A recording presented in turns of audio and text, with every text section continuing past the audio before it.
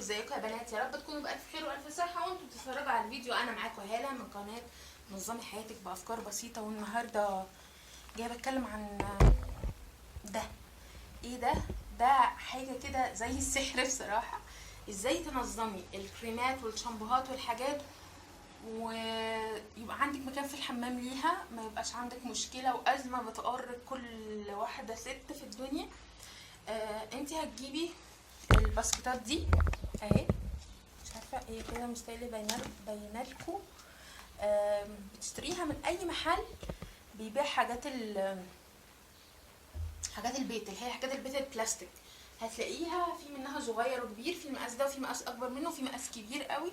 هتلاقيها في حدود تقريبا دي كانت مش فاكره خمسة ونص تقريبا، او 5.75، او يعني هي تقريبا في خمسة 6 جنيه تقريبا. انا ده على حسب ما انا فاكره. هتجيبيها. انا هنا حاطه فيها كل الحاجات اللي انا بستخدمها بشكل يومي. الكريمات بقى، سواء كانت الكريمات كلها، الحاجات اللي انا بمسح بيها الميك اب، الشاور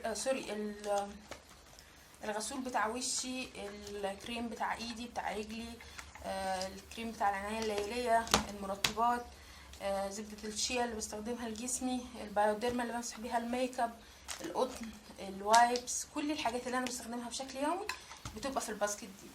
اولا ده بالنسبة للناس اللي عندها حاجة في الحمام تنظم تحط فيها زي دولاب الحمام كده.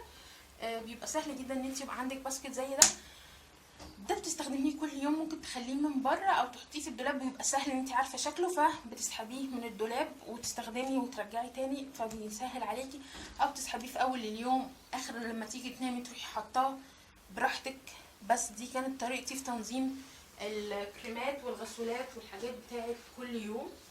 بالنسبه بقى للحاجات اللي بتستخدميها بشكل اسبوعي، برضو بستخدم لها باسكت بس كبير شويه. ده فيه كل الحاجات اللي انا ممكن استخدمها بشكل يعني كل اسبوع او كل شهر. مفيهاش حاجه تقريبا كل شهر غير بس الحمام المغربي.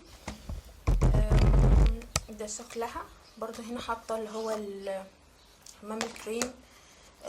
دي الحاجات بتاعت الحمام المغربي. الزيوت اللي انا كنت عملت لكم عليها فيديو، السكراب اللي انا بعمله كل اسبوع لوشي، السكراب بتاع رجلي. كلها سكرابات. تمام. والماسكات اللي انا بستخدمها كل اسبوع، اللي هو بديل الزيت لما باجي اعمل شعري مثلا. انا بعمل شعري مرتين ممكن في الشهر، يعني كل 10 ايام حسب المود. ساعات ببقى حابه ان انا اصلا شعري يبقى ليس زياده عن اللزوم، وشعري ويفي بس بسيط. يعني لما بعمله ليس مش بتفرق قوي، بس انا لما بعمله كيرلي هي البيبي بعمله كيرلي، وبصراحه بيعجبني. وساعات مش ببقى عايزه اعمله اي حاجه، ببقى عايزاه ينشف كده ويفضل على طبيعته وعلى شكله. فده بستخدمه تقريبا يعني كل 15 يوم بديل الزيت ده. ليه بستخدمه؟ قبل ما احط اللي هي المكوى ذات نفسها على شعري، عشان شعري مش يتبهدل. فدي برضو ممكن تشتري باسكت زي ده، كان تقريبا ب10 جنيه، تنظمي فيه الحاجه بتاعتك. هتفصلي بقى، مش تبقى الحاجات كلها مكركبه على بعضها وتيجي عشان تحطي حاجه. ما هو ده اللي بيزهق. انا شخصيا كنت بزهق من كده، الحاجه كانت تبقى مكركبه فوق بعضها وانا لما اجي استخدم حاجه اقعد ادور في 100 حاجه، فبقيت ازهق، فبقيت جاي عليا وقت خلاص مش بستخدم. فلما شفت الباسكتات دي بصراحه حلت لي المشكله دي.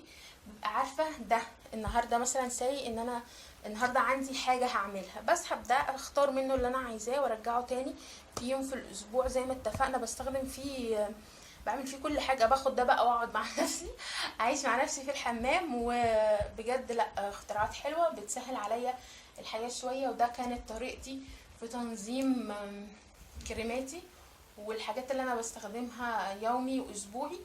قبل كده ما كانش عندي دولاب الحمام ده، عملته وهعمل لكم فيديو طبعا لوحده عن دولاب الحمام وترتيبه وانا حاطه فيه ايه.